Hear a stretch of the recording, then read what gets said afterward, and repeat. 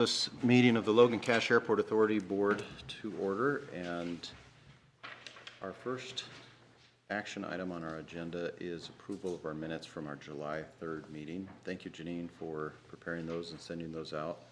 I would entertain a motion from the board for approval of those minutes. I'll make that motion to approve the minutes of the July 3rd meeting. Okay, we have a motion. Do we have a second? I'll second that. Okay, we have a motion and a second on the minutes. Are there any changes, corrections, updates, additions? Hearing none, I'll call for the vote. All in favor say aye. Aye. Aye. Any opposed?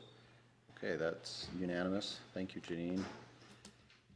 That brings us to number 3 on our agenda, reports, and our first report is our manager's report. Bob? Good morning.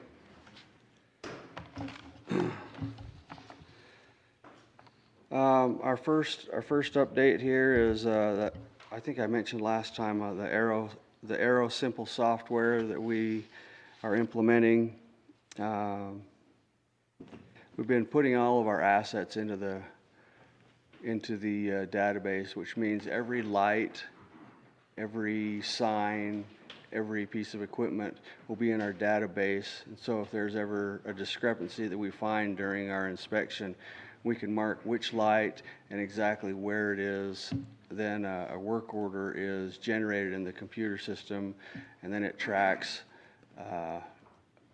the issue all the way through to the finish of, okay, it was completed and it was reviewed that it was completed on this date. It's going to help us, instead of paper tracking, it's going to help us really focus on tracking a problem from start to finish, and we can also put cost in there of how much the parts were that we used to repair the issue. So we're pretty excited about it, and it's going to be really helpful. Like I said, we've been doing paper and Aero Simple for a little while now, especially on our daily inspections. That is something that has to be done every day. 7 days a week, a day inspection has to be done, and 1 night a week, a night inspection has to be done. And we've been doing those on paper for all these years. And I've got feet worth of inspections, just stacked up papers, you know, here's the inspection. Well, now we've been doing them in tandem with the paper inspection. We've been getting used to the Aero Simple and doing it on your phone. There's an app that we've been doing it on. We haven't got complete approval from the FAA yet, but I've submitted that, and so once we get the approval, we'll just switch over to paperless, and that will also aid with being able to track a problem from start to finish, and so we don't have open discrepancies for long periods of time without them being fixed. Also, we can track the expense. So we expect that approval to be forthcoming. Also, all of our training documents have been paper, and just find the paper wherever the file is. Now we're transitioning all that over into Aero Simple. There's a training section. You can just go right there. Hey, who's coming up on a training date, and you can just look at the schedule there and stay on track of who's coming up. Also, our wildlife hazard log. You go out and you see a flock of geese fly over. Well, we've been tracking that with paper. And then at the end of the year, when I put in for our depredation permit with the federal government, I have to go back through and count each one. And we're going to the Aero Simple. Long story short, we're happy about this software. It's going to be very helpful. It's going to help us go paperless. It's going to help us be more efficient and more effective. Moving on to the Part 139 inspection. Overall, we passed the inspection. Our inspector, Andy Redstrom, commented between 5 and 10 times how impressed he was with the improvements we've made, that he really appreciated that we listened to him last year. He said over and over, I notice how much improvement you've made in the movement area. He said, none of your pilots will tell you, but I'll tell you, you did a good job. He was specifically impressed with our aggressive attack on the cattails along the west side. Some of the ditch banks, we've been putting wire mesh across the water so the ducks and geese can't land there. Good time to maybe interject here. Our long-term goal is to culvert some of that open water. So You know, it's culverted, and then between the taxiway and the runway, it's open water. And it's like, that's where you don't want birds. Anyway, long-term goal that I interjected there. Let's see what else.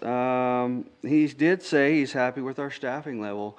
That he's thankful that we listened to him on that last year. We've got Casey. Here's our full timer.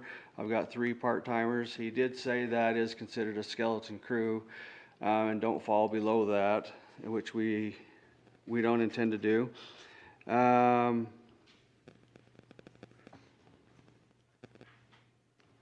He said our new paint on our runway looked great. He liked that. He also agreed with our decision to purchase a crack seal machine. As we mentioned before, we purchased a used crack seal machine from Public Works. We've got that running thanks to Casey and his research on the internet and getting the manuals off the internet and digging into that. We've got it running. Have you done much crack sealing? We haven't done any yet. We still need to come up with. Machine running, you just. Right. We need to come up with an air compressor to blow out the cracks, and then we can get going. Andrew Edstrom also said, okay, once you do the crack repair, your next goal should be buy some sort of walk-behind paint machine. Instead of relying on the grant money for paint maintenance every 3 or 4 years, he said you should be repairing stuff as it becomes an issue. So we're looking into that. I have requested, we're trying to build kind of our own internal public works, as it were, maintenance and pavement repair. You know, we started with the crack seal machine. We'd like to move on to an air compressor to crack, you know, for the crack seal preparation, paint machine, and those things. I've requested some ongoing funds in my budget that reflect that. Some things he'd like us to work on. He gave us some recommendations on wording in the ACM or airport certification manual. For example, right now it says that if our ARF truck goes down, we'll use the Logan City's backup. Well, they don't have a backup. They have fire trucks, but they're not ARF trucks. And so we just need to remove that language. That's one example of inconsistencies of what we have written and what's actually in place. And we've identified those things, and I will be making those changes, submitting them to him for approval. Once we get the approval, we'll be more in line with what's actually happening, and then everybody's happy. Just a short equipment report. Both of our snow plows are currently in the shop for preventative maintenance. Where last winter was pretty light, we had some excess funds on that line item, and so we thought that was a good chance to, hey, let's fix up some of our antique roadshow here.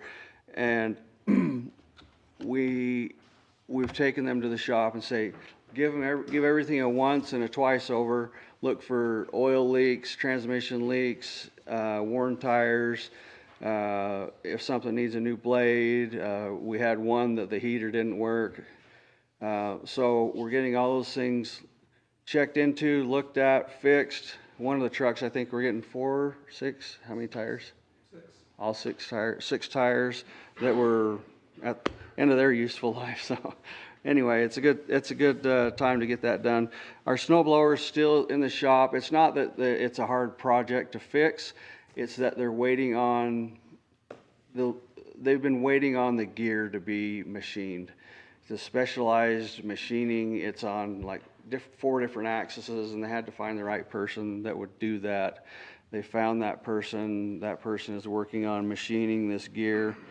The reason we're having it machined, well, the part is 45 years old, and we did find one used replacement part back east, but they wanted an excessive amount of money for a really, really old part. And so to get a new one machined, was a fraction of that price, but we just have to wait for it to get done. Thankfully, we've had the summer to do that.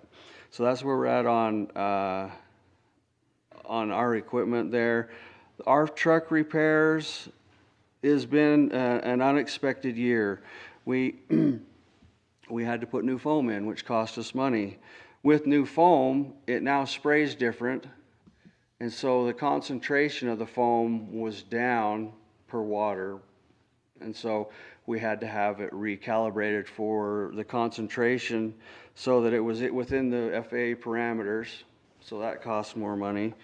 We had several breakdowns. The ARF truck has to accelerate to 50 miles an hour in under 25 seconds to be considered ARF certified and to pass the FAA inspection. It was not even close. It was, what were we, about 50 seconds? Yeah, 45 to 50 seconds. It was slow enough that when we did our training this year with the firefighters, that they said, "What's going on with your truck?" And we thought, I don't know. We'd never driven it. It was during the recertification or the certification that Casey and I were certified to drive the truck. So we've since been driving it a couple times a week to keep the lubrication and things working the way they should. But there was some extensive repair bills to get it up to speed. Now it passes quite comfortably. But let's see, we've come up with, so far this year, expenses for the ARF truck alone, $89,335.42. Some of that was training, which we've paid, which was budgeted for. Some of that was foam, which I've already paid. And that total is $46,165. And the amount that I'm short is $43,170. I've gotten with the county finance director, Matt Funk, and requested an amendment to the airport budget for the year to cover that, with the expectation that USU is going to step in. I've been working with Mr. Hughie on some of these numbers. So just so you're aware of things that are going on. Also, the PAPI control lights from last year's inspection still have not been moved, but we now have the estimate and a plan. The reason for the delay is we weren't sure where he wanted them, how far he wanted them, and so we've got a clear direction and a clear plan now. And the estimate to move both of those PAPI control units is $50,000, which we don't have in the budget. So that'll be more money that we're asking for an amendment for, and asking USU to reimburse us for. Does the board have any questions for me? I just want to say, first off, congratulations. And I hope everyone recognizes what a monumental achievement that is to do so well on the Part 139 inspection. So good job to you and your staff. Thank you. Thank you, I appreciate that. Any other questions? And I will just mention, Bob, I have met with Mr. Kelly from Utah State, went through those items, and the board will recall there was a sheet that was provided. Here are the budgeted amounts for whether it was personnel, whether it was the ARF foam certification, all those kinds of things. So Dave is going through those. And the one thing that popped out is the costs on the 139 truck were substantially higher. And so and they were fine with moving the PAPIs, all the things that we had on that sheet. So I would anticipate a check coming from them. The one thing is that if the board's all right with this, I'm probably going to step out of the way, Bob, and have you communicate directly with Utah State. Okay. I feel like I'm just holding up that process. They just need that communication. And okay. so yeah, if you just shoot me an email with the contact information, that'd be fine. Yeah, that'd be fine. Okay. Probably ought to look at getting replacement of the ARF truck on our CIP. X number of years out, so that. Yeah, the language, I remember it vaguely. It's you can use the truck up to 15 years, or if the cost, the repair costs become, too high. Yeah, we do need to start looking at how we're gonna come up with a new ARF truck. I mean, 90,000 this year alone. The FAA needs at least 5 years of planning Yeah, in order to get it in their funding cycle. yeah. Okay. There you go. Any other questions for Bob? I do have one other question, maybe not directly for you, but just as an update while we're on updates. Professor Barron, will you just give us an update on the latest on the air show, Airfest? I appreciate that. I know I feel like I'm part of the community engagement committee for years. I've got flyers for the 5K on the 13th of September, as well as the Girls in Aviation on the 27th of September. So there's a lot of exciting things at the airport. Just to follow up, I received really good feedback since our performance. We had over 7,000 folks there, a lot of energy and excitement. People have been commenting about doing it, and we had said we're not going to do it next year, just to reemphasize that against Hill Air Force Base. So we're planning on 2 years and 4 years, maybe on that cycle.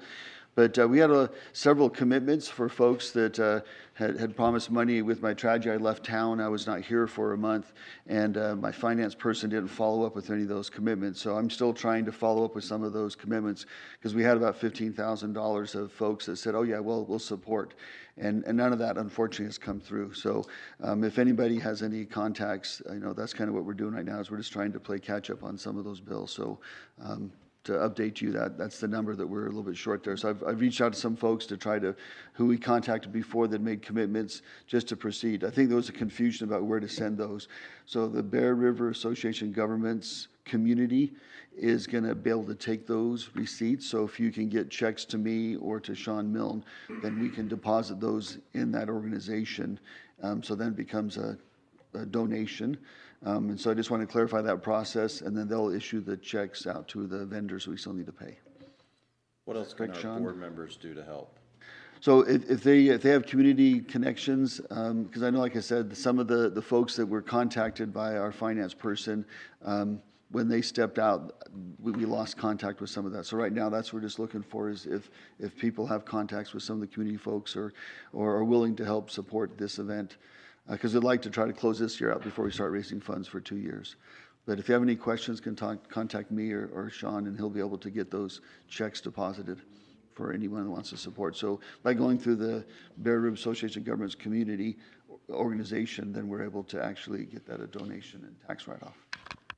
It's just that nonprofit. As a governing board member, Mr. Zook, I know that you're aware of it. So for the benefit of the record, the Community Services Foundation is a nonprofit that is associated with BRAG, and thus the corporations and private individuals that donate can get that tax write-off. Utah State is a donatable organization as well. But they didn't run the Airfest. Okay. Yeah, so this was a Cache Valley Aviation Association Airport Board. This was a community event. Okay. Yeah. So the event on Friday was hosted by Utah State University, but that Friday evening event was hosted by the Department of Transportation Summit. And for all those that were there, that was a great event. Their largest awards event they've had ever. 172 people in attendance. So that was a great event. Do you still have contact with the people that you are missing? So I had several of the committee members had contacts with the community, but when those people on the committee disappeared, I didn't know who they talked to. So that's what I'm saying. I'm just kind of left holding the bag. So a few of the folks that I've talked to, I've been able to follow up with. But unfortunately, when some committee volunteers had left, I lost those contacts, and I was out of pocket for 4 to 6 weeks. So I just am now playing catch up. Okay. Sorry about that. No, I appreciate that. But, we appreciate the support, and especially, Cache Valley Electric was our premier sponsor. We did get some support from the Marriott Hotel, provided some hotel rooms for our performers. So we did have some support from downtown. It's not that there was nothing, but we just had about $15,000 of commitments of people that said, oh yeah, I'll donate, and I even promised them a ride with Brad, but none of those folks came through, so Brad hasn't flown anybody, and that offer is still there. So for a $5,000 donation, you'll get an aerobatic flight with Brad Worston. Thank you for your time, and I appreciate that. Thank you for all your work on that. It brings us to item 3C on our agenda, airport projects update. Judd? How you doing? So some good updates with all the different projects going on right now. first off, half a year ago, the airport layout plan was submitted to the FAA for their review, and it finally got processed through. And so fully well, there were 3 minor corrections on it. They just wanted one additional graphic. So we made those. It was a 30-minute fix, and that project is complete. It is out for signature now. So that will wrap up that airport layout plan update, airport master plan update. Will that be posted on our website, or is it already posted on our website? That's 100% up to you. I would say it's probably 70-30 for airports of whether they post it or not. So it's definitely an easy one to get posted. Next is the snow removal equipment. That grant is somewhere out for signature within the organization, or within your organization right now. I know that it had been sent out, but I can't track it. It's coming from the FAA for the signatures for that's the dump truck with the plow. So that's that grant. That's the only grant. So far this year, the FAA has issued 19 grants for the state of Utah. I'm not sure the exact number. It's somewhere between 60 and 80 grants that are going out, and they now have 27 days to get those out. So that one is the only grant out right now. There's also the taxi lane key load. That grant has not come out yet, but I would be anticipating seeing that sometime in the next couple of days, just because the federal government's running up against a September 30th end of the fiscal year. So should be seeing that funding. And then finally, Taxiway Charlie project. It had gone out to bid. The bids came in great, but they were wrong. So wrong.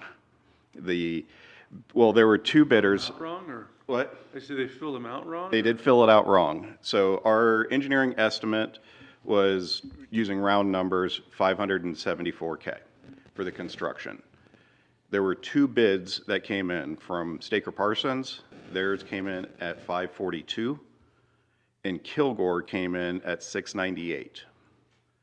So obviously the Staker bid looked great.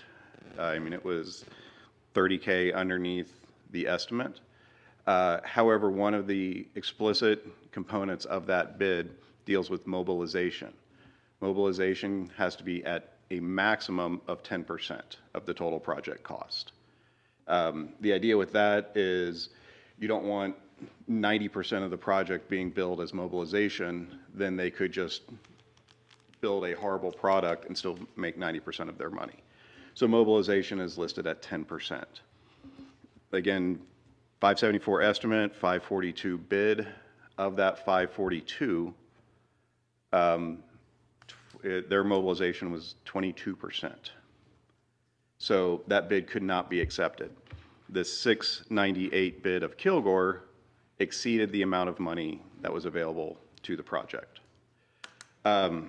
Now, this project is state funded, which helps with a little bit of wiggle room. If it had been federally funded, you would just throw out that incorrect low bid, and option 1, award it, option 2, do nothing. The state agreed to let the project be rebid. So it was rebid. The 2 companies came back 2 weeks later with new bids. Kilgore dropped their bid from 698 to 674. Staker raised their bid from 543 to 633, which puts it over the available funding that the state had allocated. And we've been working with the state. As of last Thursday, the state, that's when we found out the rebid cost that was the higher, the 633, and presented well, David was CC'd on it, and working with UDOT. We haven't heard back yet about how UDOT is going to proceed, and I tried again calling this morning. They just weren't in the office yet. So we're waiting on that. It's unfortunate that couldn't just award the one bid that was $30K under estimate and would have gotten it done great, but because it was an incorrect bid, had we awarded it, Kilgore would have been able to successfully protest the bid and then get into the legal realm. So that was something that just had to be done. So we're working through that problem now. So any questions on those projects? No. Appreciate what you're doing. We will definitely keep you up to date with any new. I would say, just put it out there, like I said, especially with, look in someone's email inbox, there's going to be a grant out for signature from the FAA, and it's going to the authority, the county, the city, and attorneys. So just make sure to check your email for the snow removal equipment grant that's out there. And then the TaxiLink Kilo grant, I would anticipate coming within the next 5 days. And Get those signed and back before. and it's the all electronic signature, so it definitely beats, that was the one good thing that come out of COVID, is that it saves FedEx and hard signatures, Yep. so. Thank you so much for those updates. Any questions for Judd? Okay, appreciate your help. That brings us down to number 4 on our agenda, special interest and discussion items. And item 4A is airport development plan and proposal. And we have Kyle Fisher down to give us a presentation. Kyle?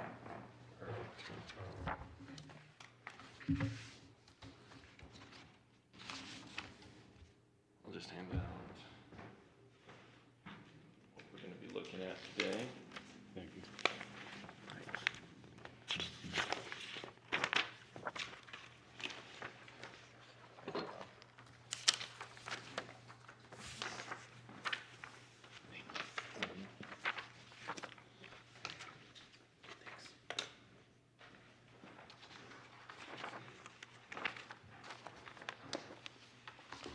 Hi, so I'm Kyle Fisher. I'm a builder, and I have a group of guys here with me today that we're looking to, I guess, to build out some more of the airport to provide more hangar space. So my partners and I would like to be with the airport board to finance and construct the next phase of the airport infrastructure. And this would be extending taxiway and delivering new hangars consistent with the airport layout plan while meeting the needs of both the airport board and the FAA. So how we do this, first off, is we're going to finance and the construction of the taxiway extensions, and also have all of the utilities and everything brought over. And we've got some renderings here.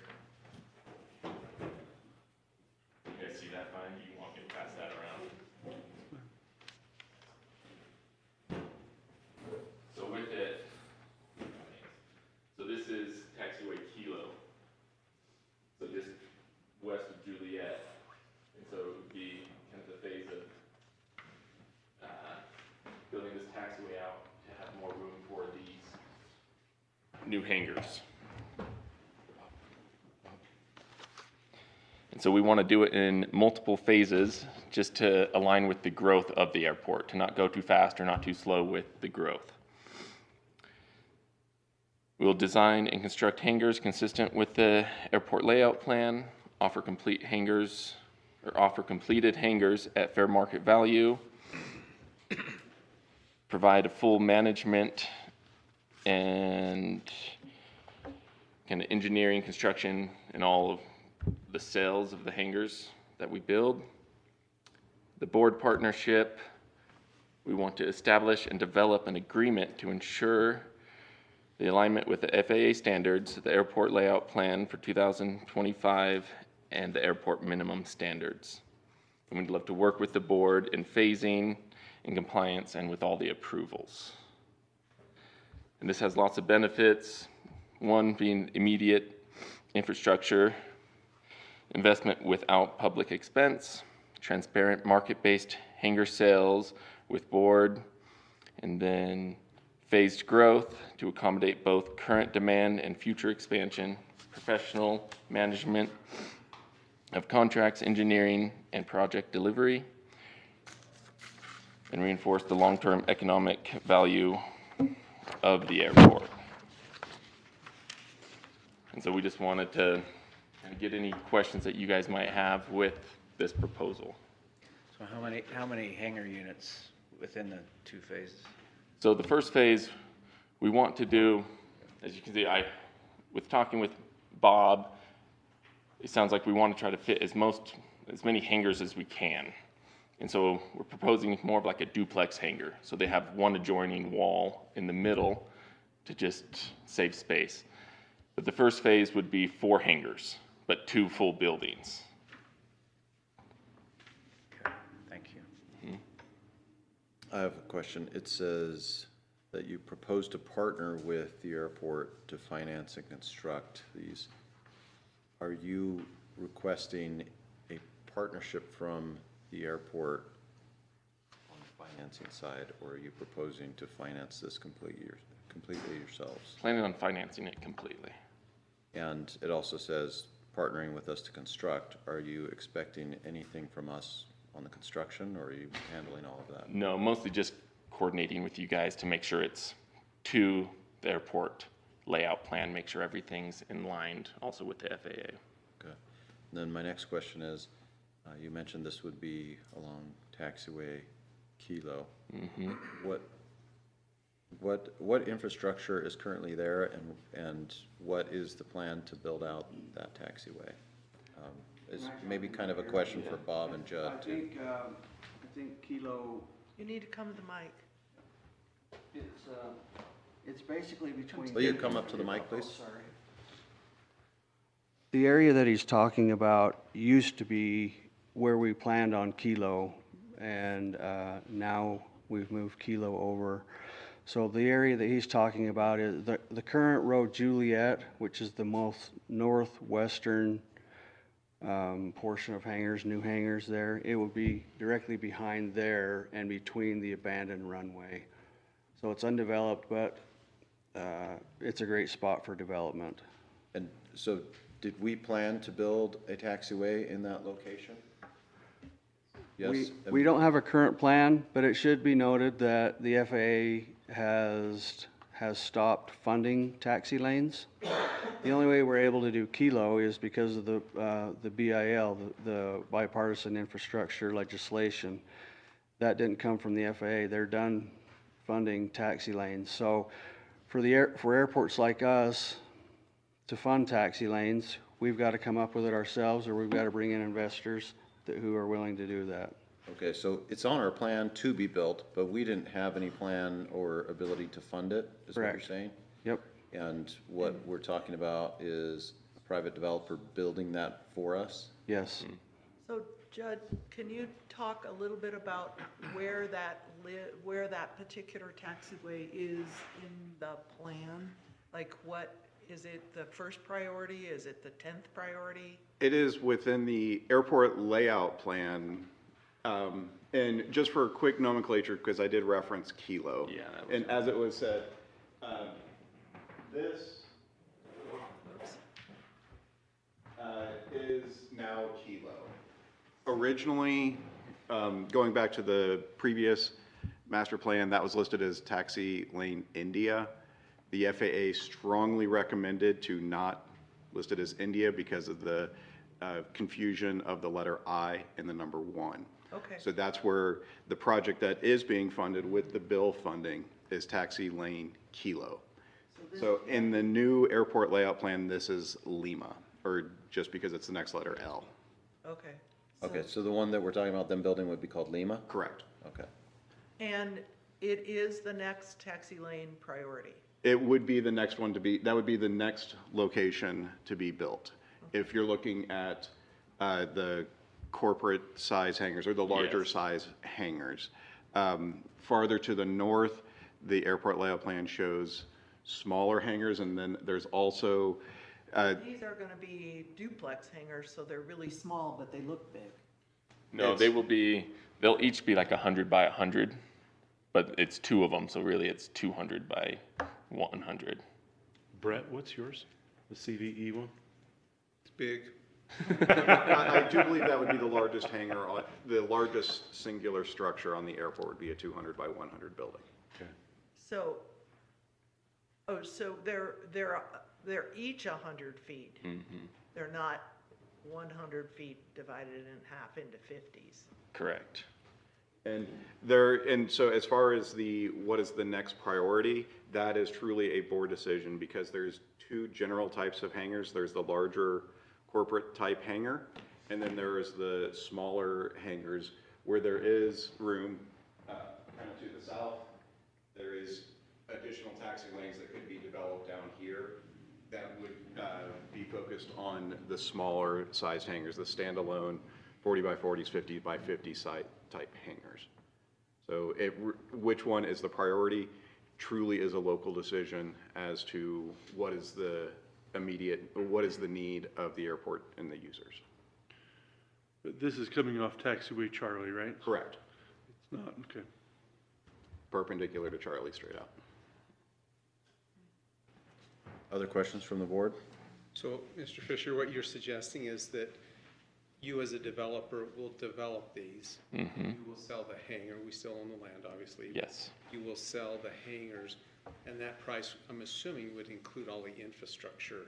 Yep, that's how we would recover our cost on that. Okay, and so you talked about managing, would you lease some of these out, or are you looking to dispose of all of them? That's up for discussion right now. It would be to sell them to That you intend? the need. Mm-hmm. And for the board, I'm not sure, Chairman, if we've got that waiting list.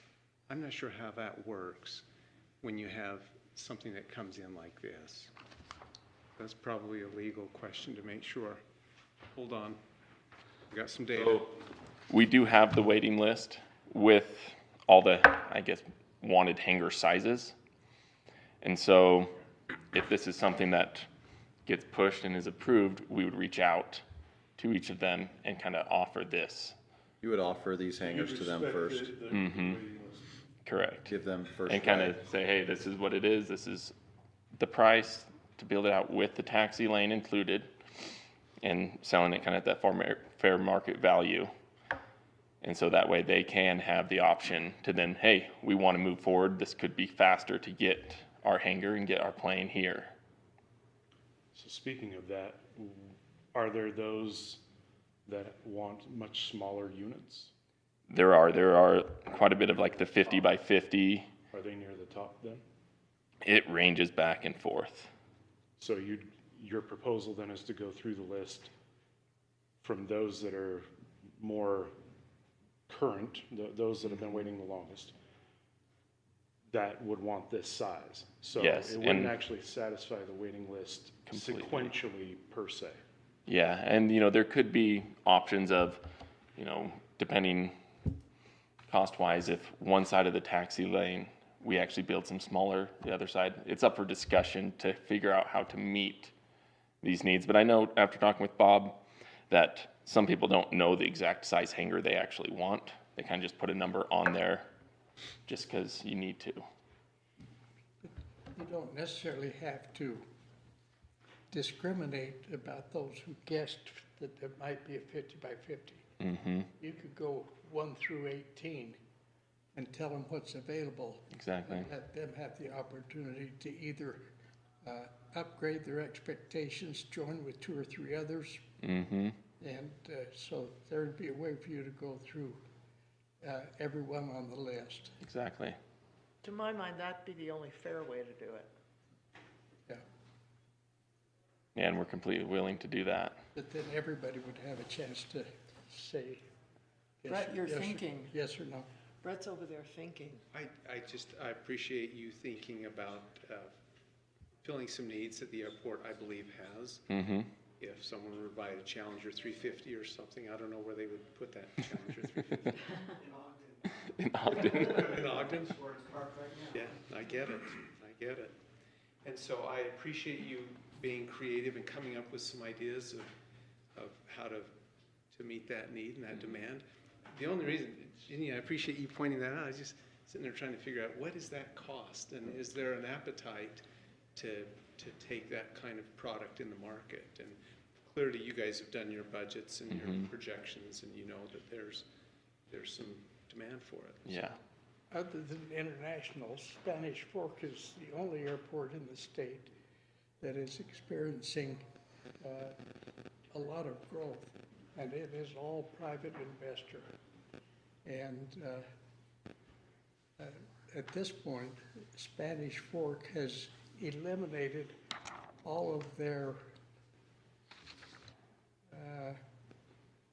heritage 40 by 40 privately owned hangars.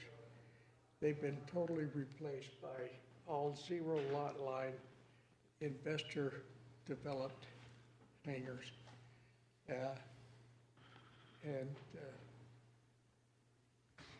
Aesthetically, it's really looks different because it looks like you're pulling into an industrial complex that just happens to be filled with airplanes, because all of the buildings are essentially the same architecture, the same coloring, and it appears to be the only way currently that this can be done. The airport has been approached by several investors in the last year, exploring the possibility either on property or immediately adjacent to the property of developing for the benefit of the airport. And this seems to be an answer to one of our challenges. So, just to be clear, this is like a subdivision in my mind, but we still own the ground Yep. under which the hangars are built. We own the taxiway when it's finished. It has to be done to FAA standards, and it's dedicated back to the, I mean, is it ever taken away from the airport? How does that work? We would always own it. Yeah. But if for some reason they got halfway done and decided they didn't feel like doing this project again, where do we stand? We would probably want a bond to cover that. Yeah. Same as other public improvements like at the city or county. If they don't have substantial completion, then we'd want to be able to have some funding mechanism to go in and complete it.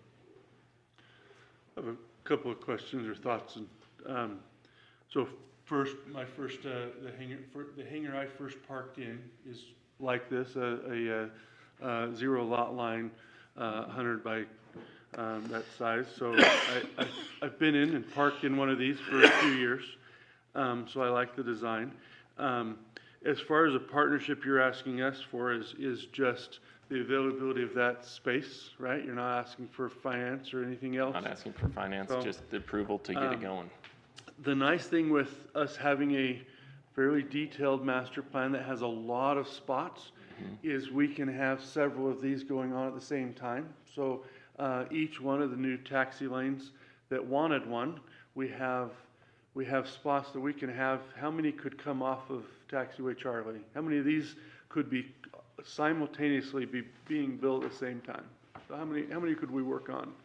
6, 8, About 10. 10?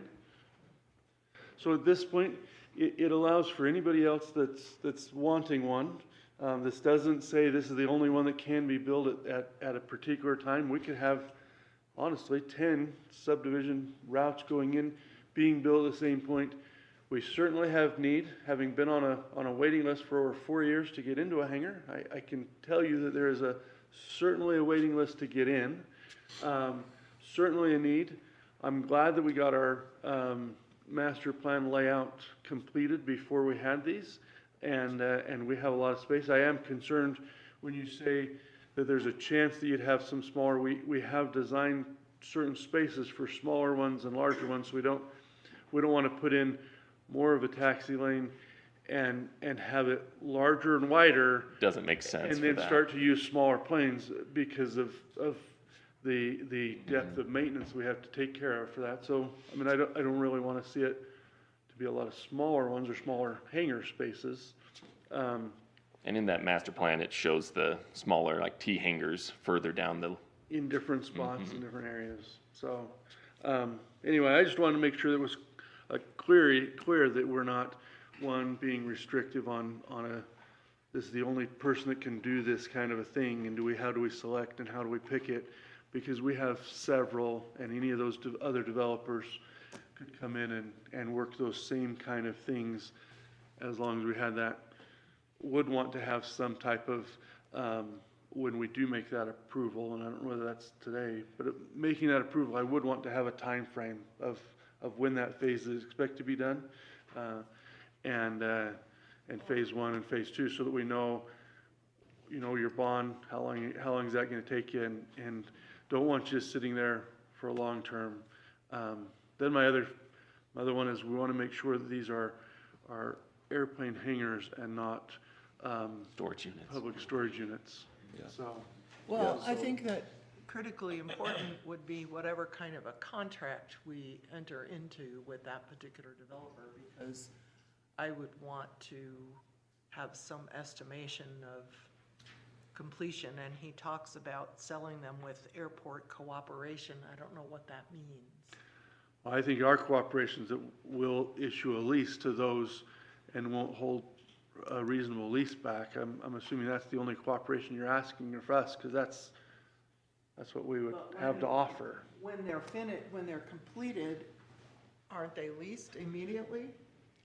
Even if they're not sold? Yes. No, if we haven't signed a lease, they're not leased. No. Well, that gets to a question that I have, and I'm going to probably be a little bit of a wet blanket. So good bureaucrat time here. I trust that the market demand is there for the first few units in the phase. I'm not worried about that, but I am curious what the overall market opportunity is. I suspect it's large enough to take on 10 units, no problem. Particularly when I consider what Garden City is going to continue to grow to be, and how some analogous comparison to Park City Deer Valley 40 years ago was.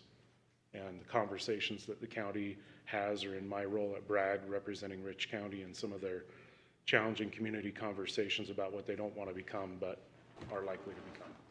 So we'll be the next closest airport for that kind of element, just like John noted that Silicon Slopes doesn't exist in Spanish Fork, but it's the next largest opportunity for those folks to place their craft. So I think the demand's there, but I'd like to be reassured as to what the demand actually could be, and make sure that we build it out according to what Lochner and others have estimated. But then this gets back to the wet blanket part. I know that we've renegotiated the leases, but Bob, as I look towards you and I think about questions Matt Funk would ask the council, and I gotta imagine Logan City's leaders would feel the same way, where we've been deferring maintenance for a number of years to the point that we're talking about the ARF truck needing to be replaced at the fullest extension of its lifetime the FAA would like to see. We know our revenue streams as they currently are, and have been recently, in years, is not enough to pay for our maintenance.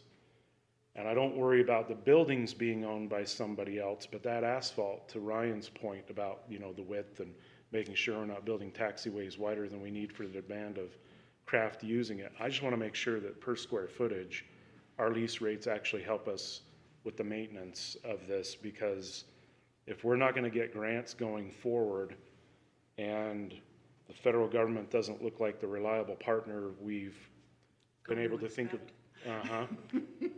then we have to look at our land side operations to be able to pay for that, lest the city and county continue to have tough conversations about making general fund contributions to subsidize the operations. I don't think that we need to worry about that with 4 of them, but I just worry that long-term, we really need to think about what the financing looks like, and how, not that I'm going to encourage a tiered approach, but if we have leases with folks that we've discussed in the last year being one thing, and we're talking about adding a lot more of our maintenance needs, Bob, I would just want to make sure that you're set up to not have recurring years of tough conversations with the airport authority saying, I don't have enough money to maintain all the asphalt we've built out. And I appreciate you thinking about that. That is a concern. That being said, this would be brand new asphalt that would be several years before it needed to be maintained. And in that time frame, as I discussed in my report, we're trying to build an internal maintenance, public works type unit where we can repair, maintain asphalt, and that's our goal, to be able to do a lot of that stuff in-house instead of just waiting for the FAA to come around with a grant. So I think by the time a new taxi lane would need repair, we will be in a better position ourselves to maintain it. I wanted to give a good nod to what Jeannie was saying, you know, if we're gonna build this out, even if you guys don't get it sold, we still have a deteriorating asset that needs to be on a maintenance schedule, and I just wanna make sure we're protected, that if market conditions change and you guys can't sell, you're still paying a lease to the board, and not us, you know, the airport, but. Well, I would imagine that as soon as we entered into this project, they would enter into a lease with us. As soon as they start operating, constructing on that land, their right to do that is because they would be leasing it from us. And until they transfer that lease to a tenant or somebody they sell it to, it would be in their name. Correct. So what we have on our agenda today is a proposal. This is for discussion. This is not an action item that we're asking for a vote on, but what I would imagine would be the next step would be that we would ask our airport manager to work with our attorneys and the proposer to draft an agreement that would come back to this board for approval. And I think that's the question for this board is that what you would like to see? Would you like to see a draft agreement for you to consider? Okay, I'm seeing lots of head nods here. Okay. So that would be our direction then to you, Bob, is to work with this developer and our attorneys to craft an agreement that the board could consider at perhaps the next meeting. Who exactly is the developer? Is it just It would be me, and I've got a team here. We got Roger Daly and Alex. So it's just you just put yourselves together as a group? Yeah, I'm a builder. Got one that's got history with development and some financing. So 3 of us make a team. And are any of you looking to have a hangar at the end? Yes, one. Are you on the priority list? Is. I would be, yeah, okay, I'm fine with that process. Okay, with that direction to staff, or did you have any input, Taylor? My only input would be the fact that we have a waiting list on its own tells me we need more hangar space. Ideally, we should have a couple vacancies at any given time so that we can attract additional growth rather than having to arrest all growth and tell them, well, there's a 4-year minimum waiting time. That's not ideal if you want to have an operation that is growing, able to attract new customers. Part of Bob's mission right now is to increase revenues. The only way we're going to do that is by putting tenants on the property, getting them paying leases. And that's one of our main sources of income. And so, that being said, I think this is a good direction. It's avoiding the board having to finance it on its own. It's avoiding us having to take on a lot of expense. The developer's the one rolling the dice here. They're the ones who are really taking the risk. And so, yeah, I'm happy to help you however I can. As an Thank you. economic development person, Kirk, I love the attorney. I can't believe that I love the attorney's words right there. That's so awesome, the way that you were pro-growth there, but that's great. Okay, all right. It's Do you have any worth- questions, Bob, for us? Just have one comment. It's worth noting, although we have a waiting list of 18, 19, I do continue to get phone calls, one probably every week, every 2 weeks. Hey, I need a hangar. Hey, I need some hangar space. What do you have? And these aren't represented by the waiting list. I'm constantly taking phone calls about hangar space. So it's a regional problem, not just us. It's a regional problem, and if we can help solve it, that's just going to increase our leases So are here. they asking to rent space, or do they want to own a hangar? Both. So are they willing to be put on the waiting list? Some are, some aren't. Some, Well, you do know. they figure they'll just call often enough, you'll finally say yes? Well, they're. sorry. That's a fair question, but they're calling around. You know, they call us, they call Ogden, they call around, hey, have you got anything? And maybe they decide, well, the wait list is too long. They don't have any open space anyway. So why would I pay $500 to get on the waiting list when it's going to be 5 years down the road? And by then I've you know, I've found somewhere else. So that could be the They go answer. to Preston, because there's an investor in Preston that's building the hangars for anybody that wants one. Yeah. Okay. All right, let's move on. Bob, if you'll just stay up there at the microphone. Thank you for We're- the presentation. Thanks, Kyle. Yes, thank you very much, Kyle, and we look forward to talking more. I can get That brings us then to number 4B on our agenda, which is a discussion about airport rules and regulations and updating those rules and regulations. Bob? Yeah, I was encouraged by our FAA inspector to update our rules and regulations manual. This was already on my mind. The most recent rules and regulations manual that we have at the airport is decades old. It's out of date. One thing, as reading through it, it's very, it misses a lot of things. For example, here a month or so ago, I came into the airport. I came into, it was in the evening, it was 7, 8 o'clock at night. I needed to come into the office to do something. And when I got there, there was a young man at the gate asking if I was there for the ward party, and he was just opening the gate for whoever. And once I got inside, there was probably 200 people there. There were go-karts going up and down the taxi lanes and people everywhere. And Wow. so, yeah. Good thing the FAA's inspector wasn't there at that moment, right? Yeah. So I'd like to get with the board to tell you, one, I'm updating the rules and regulations manual to address some of these issues. Also, it is kind of a problem at the airport. I've got half the tenants that come to me and say, "Hey, Bob, when are you going to crack down on the self-storage that's going on in the hangars?" You know, there's some hangars that don't have any airplanes and they're full of self-storage. There's some that have a token broken down aircraft in there, and then the rest is self-storage. And then I've got several other tenants who are very, very resistant, who happen to fall in that category of self-storage, who are very resistant to even having a cordial conversation about the topic. So I guess I'm requesting advice, a way forward. I know what the lease says. It says if you're out of compliance, you've got 30 days to cure it, and then we start eviction process. And I wonder if that's what we want to do, or is there another route that we can take?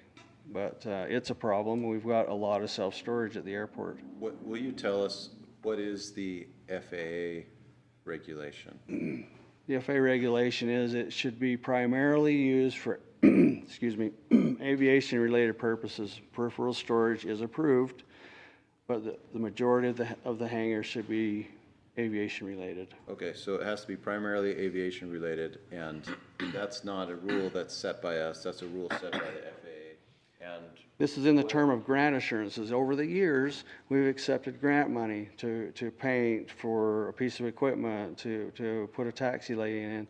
And our response, our part of that contract is grant assurances. It will be used for aviation-related purposes. Now, we could go away from having that, but we would owe millions and millions of dollars back. so you're saying the FAA. risk to the airport, if we do not enforce this FAA promulgated rule, is that we could have a liability of millions of dollars? Repayment of our grants. We'd be default, yeah. Yeah. And the previous direction from this board has been, both through the lease agreement itself and through verbal direction, is to enforce those rules. Is there anyone on this board who thinks our staff should not be enforcing that rule? There's an economic element too. I mean, we need hangars. Hangar space. I mean, Yeah. we Yeah. just spoke to that, so. So the direction from this board, just to clarify, is that's the rule. It's in the lease. It's the FAA regulation. You are directed to enforce that. Okay. Okay, my question would be, if he's being, I mean, it's a lot to ask one person to come up against somebody who is adamantly opposed to what you're trying to ask of them. Mm-hmm. do we as a board have any ability to give the airport more sway or more muscle? One thing I have done in anticipation of this conversation is I've gone on and bought a camera. When I'm inspecting a hangar or whatever, I'm gonna be wearing a camera. It's gonna record the conversation. It's gonna record what I see in the hangar. Everyone can see it. And if there's a discussion or dispute, we'll just show the footage. What was said, what was in the hangar, and if it complies with the lease. And if it does not? That's the question. Let's see, there's an underground out there of, well, the very first time I had this conversation with someone a year and a half ago was with, I don't need to name names, it doesn't matter. But he said, after 30 minutes of back and forth, I'm gonna push back and I hope everyone else does too. And I know that there's certain hangar owners that have this underground and have this conversation of, okay, we're still firm, don't comply. It's been this way for years, and who's this new guy? And I'm a prominent person in the community, so I personally feel threatened with my job sometimes having these conversations because so and so says, you haven't seen upset yet. Wait till you see upset. I take that as a If there's threat. anyone who should be concerned, it's those people who are threatening you, because you work for us. We've asked you to do this, and if they're threatening you, then, if they're out of compliance, then they're gonna be evicted. So I think this is a very simple issue. Right. I would recommend that we send a letter to everybody, signed by the chair of the board, reminding them of the rules and telling them that we are going to be inspecting. If they're not in compliance, they will be evicted. Okay. And very clear, and it's not you saying that, it's us saying that. Okay. And it's not even really us saying that, it's the FAA. Yep. It's their rule. We have to comply with it. We promised to comply with it when we accepted money from them. And if people don't want to comply with those rules, we've got more than a dozen people waiting that would love to have that hangar. So I think this is a very simple issue, and I know you get a lot of pressure from people, but if they have pressure that they want to push back, they need to talk to us. Yep. And we're gonna tell them, it's the rule, we don't have a choice about it. Okay. This is not a storage unit, this is an airport. Yeah, so when I find someone out of compliance and I draft a letter, will I sign that letter and send it in? Will the airport authority chairperson, will the attorney? Let's have the chair sign it, Okay, the chairperson will sign. so it's clear that this is coming from the board. Okay. All right, we'll move in that direction. But I do think, I agree with your suggestion that a letter be drafted from the board stipulating what those those rules are. Yeah. Mr. Chair, I do want to note as well that we want to be as even-handed as we can be. We want to be as fair as we can be. And part of that is following the lease as written. But also there will be pushback for the first person that we try to evict. They're going to say, why me? I'm the first person. How come you're targeting me? And there needs to be a consensus that they may be the first, but they're just the first on the list. And we're going to enforce it fairly. Every single person who's not complying is going to be evicted. It's not just going to be targeted or used because, we don't like one person or do like someone else. That's going to be applied freely and fairly across the board, that everyone can have the expectation that if they're not using it in accordance with the grant assurances, they will be evicted, that it's just applied fairly across the board. So Taylor, is it possible for you to draft a letter for us? Is that a role under which we can operate, or I don't know. I don't know who would draft that letter. I don't think Bob should have to draft it. Well, I think it should be a very simple letter of just, we're inspecting, and if you're not in compliance with your lease, you have 30 days to cure, or you will be evicted. Yeah. And I don't think it really needs a lot of legalese in it. It should be very simple. We can work together with Bob and the chair and Taylor to get that drafted. So Okay. let's do that. Let's get that sent out. And let's make sure everybody understands what the rules are and that we are going to enforce them. And Bob, you don't need to worry about losing your job by enforcing this. If you don't enforce it, then you need to worry. Okay. No, you get mixed messages and, you know, and who has power in the valley and who doesn't. And I know you're the board, but I also know people of influence and wealth also are the ones donating and shaking hands at meetings. And all I've got to do is pull aside somebody and say, hey, you know, that Bob down there, he's this and that. And then all of a sudden the water's muddied and my name's Mud. And The one who has the power is the FAA. yeah, That's who has the power in this relationship, because they've given us millions of dollars and we don't want to have to give it back. yep. Okay. Okay. We'll thank move you. forward in that direction. Thank Okay, you. Thank you for your work on the Yeah, it'd rules be a and terrible regulation. day if we had to close the airport because we couldn't afford to pay the FAA back. Yeah, that's reality. Yep.